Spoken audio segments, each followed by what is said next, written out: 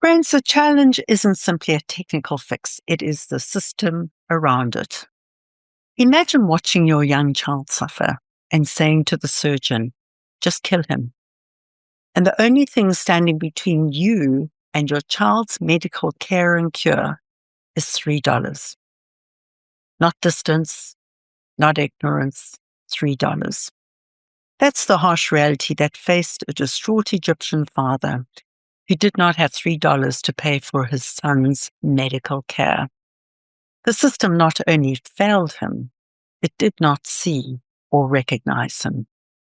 Dr. Mostafa Hunter, my good friend, was that surgeon, a surgeon at the top of his career, high up in his field, who made the very unlikely decision to put down his scalpel and chase the big C, not cancer, but corruption.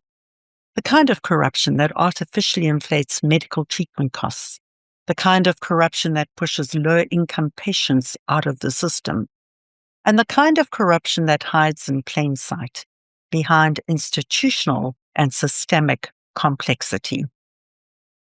What Mostafa uncovered is not simply a systemic crisis in healthcare in Egypt, in his home country. It's a mirror that's held up to every nation. But what is a system?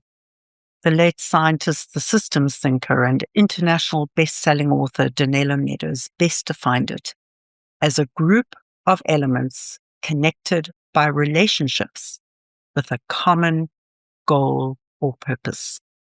It can be physical and visible or intangible, as Mostafa uncovered in a less than obvious corrupt healthcare system.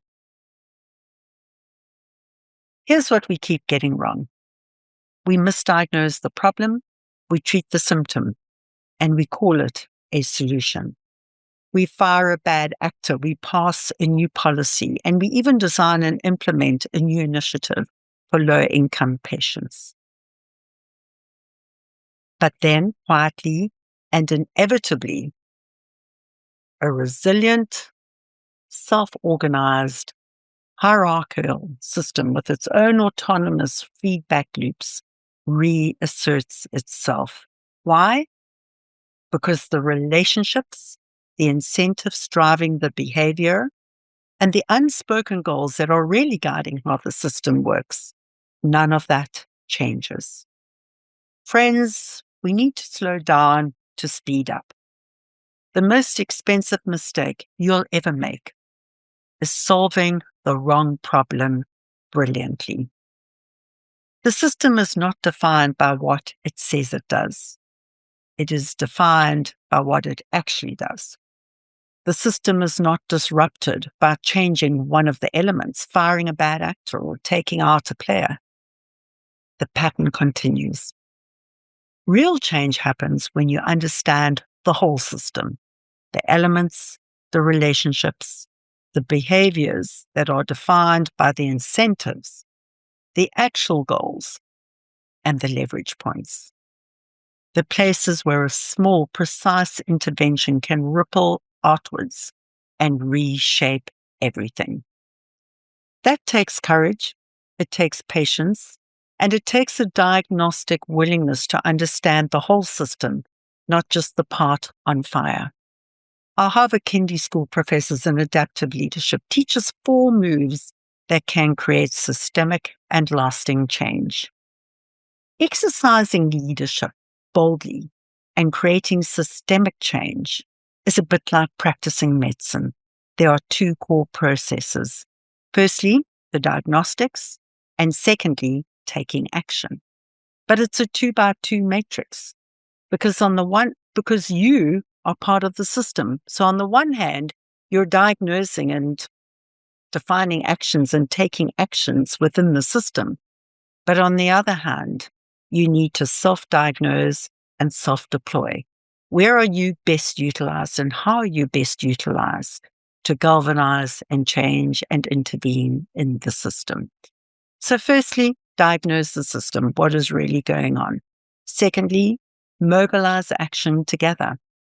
Lasting change is never a solo act. Find the bold disruptors, the change makers, and the allies with leverage who are all unified under a common purpose and cause. Thirdly, self-diagnose. Analyze your blind spots. You are part of the system.